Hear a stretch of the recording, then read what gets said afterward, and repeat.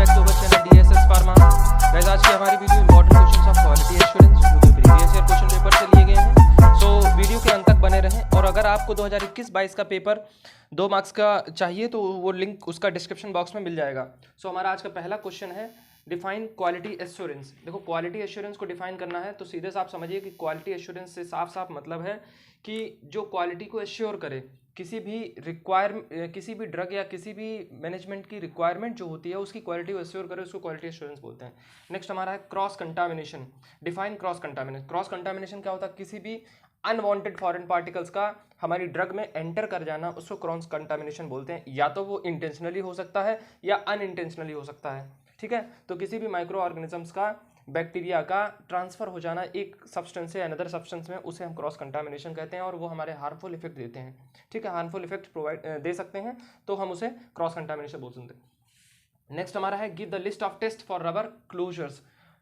Test of rubber closures, जो हम requirement जिनकी जो ड्रग का जो हम पैकिंग करते हैं उसमें हमें रिक्वायर्ड होते हैं अलग अलग तरह के क्लोजर्स, अलग अलग तरह के यूटेंसिल्स, अलग अलग तरह के बेशल्स। तो उसमें एक हमारा आता है सेकेंडरी जो है वो रबर क्लोजर है। वो हमारा उसके क्या क्या टेस्ट हो सकते हैं, तो उसमें फ्रेगमेंटेशन टेस्ट है। पहला हमारा फ्रेगमेंटेशन टेस्ट है, दूसरा एक्सट्रैक्टिव टेस्ट है, तीसरा कंपैटिबिलिटी टेस्ट और लाइट एब्जॉर्प्शन इसको भी बोलते हैं, ठीक है। और पेनिट्रेबिलिटी और सेल्फ सीलेबिलिटी टेस्ट होता है, ठीक है। नेक्स्ट हमारा है write the definition of the study director as per guidelines. Study director क्या होता है? गाइडलाइंस के अकॉर्डिंग उसको उसकी हमें डेफिनेशन देनी है। तो ये हमारा होता है study director mean the individual responsible for the overall conduct of the non clinical health और एनवायरमेंटल सेफ्टी स्टडी। मतलब कि ऐसा एक रिस्पॉन्सिबल बंदा जो हमारा कंडक्ट कराता है नॉन क्लिनिकल हेल्थ और एनवायरमेंटल सेफ्टी की स्टडी को, ठीक, उसको हम स्टडी डायरेक्टर बोलते हैं। और ये रिस्पॉन्सिबिलिटीज़ की क्या क्या होती हैं? Approve the study plan and amendment to study plan by dated signature. जो भी अमेंडमेंट हो रहा है, जो भी प्लान है, उसको अप्रूव करना उसका काम होता है और इंश्योर करना क्वालिटी एश्योरेंस को, क्वालिटी की एश्योरिटी को, ठीक है। नेक्स्ट हमारा क्वेश्चन है define quality by design. Quality by design से साफ साफ समझ लीजिए कि किसी भी कोई भी कुछ भी हम बना रहे हैं उसका डिज़ाइन, उसकी जो क्वालिटी है उसका डिज़ाइन करना, उस क्वालिटी को अप्रूवमेंट, उसके अप्रोचेस जो है उसको जो है डेवलपमेंट करना उसका, तो उसको हम बोलते हैं क्वालिटी बाय डिज़ाइन, ठीक है। तो it is a systematic approach to develop that begins with the predefined objective, emphasizes product and process understanding, process control और quality risk management to enhance the assurance of safe और effective drug supply. पहला इसका जो मोटो है वो हमारा M इसका यही है कि किसी भी जो ड्रग सप्लाई है उसको सेफ्टी से और इफेक्टिव वे में उसको एश्योर करना उसकी सप्लाई को, ठीक है। नेक्स्ट हमारा है promise the improvement manufacturing quality performance. जो भी हम मैन्युफैक्चर कर रहे हैं उसको उसकी क्वालिटी हमारी बेटर होनी चाहिए। नेक्स्ट हमारा क्वेश्चन है व्हाट इज एसओपी। एसओपी क्या होता है? तो एसओपी जो हमारा होता है स्टैंडर्ड ऑपरेटिंग प्रोसीजर।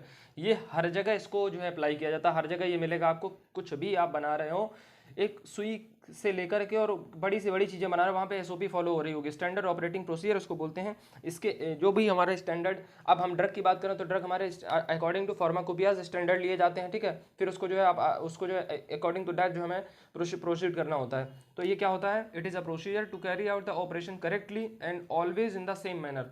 करेक्टली और उसी मैनर में प्रॉपर करते रहेंगे, ठीक है। इसको हम एसओपी बोलते हैं। थोड़ा सा और समझते हैं इसको। It is important procedure in the quality control and quality assurance that assure the accuracy and precision. SOP जो होता है वो एक्यूरेसी और प्रिसीजन को हमारा एश्योर करता है, ठीक है। एक्यूरेसी और प्रिसीजन को।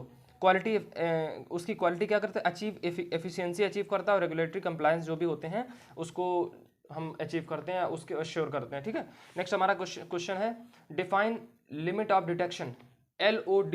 इससे ऐसे भी पूछा जा सकता है कि LOD क्या होता है, तो आपको बताना है LOD हमारा लिमिट ऑफ डिटेक्शन होता है, ठीक है।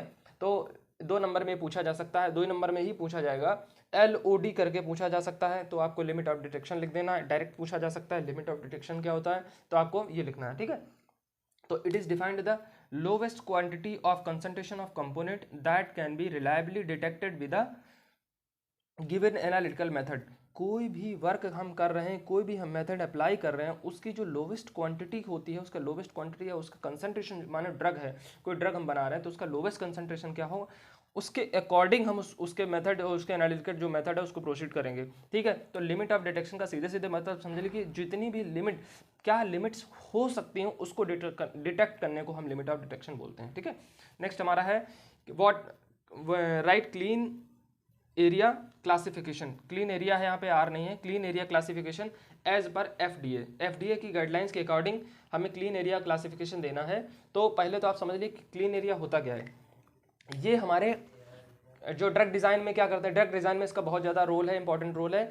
Strictly control airborne foreign particles, temperature, humidity. जब भी हमारे किसी भी ड्रग में, किसी भी इंडस्ट्रियल फार्मास्यूटिकल इंडस्ट्री में फॉरेन पार्टिकल्स का आ जाना, टेम्परेचर, ह्यूमिडिटी ये सब मेंटेन होती है, उसे हम एयर क्लीन एरिया बोलते हैं। यानी बिल्कुल जहाँ पे कोई भी डस्ट पार्टिकल ना हो, जहाँ पे कोई भी अनवांटेड पार्टिकल्स प्रेजेंट ना हो, उसको हम क्या बोलते हैं, क्लीन एरिया। ठीक है, तो इसके अकॉर्डिंग हमारे जो क्लासिफिकेशन है वो ISO 5 से लेकर के ISO 8 तक क्लासिफिकेशन दिया गया है। पहला ISO 5, ISO 6, ISO 7 और ISO 8। अगला क्वेश्चन हमारा है write the example of secondary packaging material. Secondary पहले तो प्राइमरी पैकेजिंग मटेरियल होते हैं और फिर secondary packaging material. Primary packaging material क्या होता है, जो हमारे ग्लासेस यूज़ की जाती हैं, जो हमारे रबर क्लोजर्स यूज़ किए जाते हैं, ये सब प्राइमरी मटेरियल्स में आते हैं। ठीक है, और दूसरा सेकेंडरी पैकेजिंग मटेरियल जो होता है उसमें क्या आते हैं, जो गत्ते, जो हम कोई भी ड्रग इधर से उधर ले जाई जाती है, ट्रांसपोर्ट की जाती है, तो उसमें गत्ते यूज़ किए जाते हैं। तो ऐसे ही इसका जो है एग्जाम्पल वो है हमारा बॉक्सेस, कार्टून्स, लेबल्स और लीफलेट्स। ठीक है, सो ये रहे हमारे आज के क्वेश्चन, इंपॉर्टेंट क्वेश्चन। अगर आपको हमारी वीडियो अच्छी लगी तो प्लीज चैनल को लाइक शेयर सब्सक्राइब करें, बेल आइकन को प्रेस करना ना भूलें। Stay tuned with your hard work.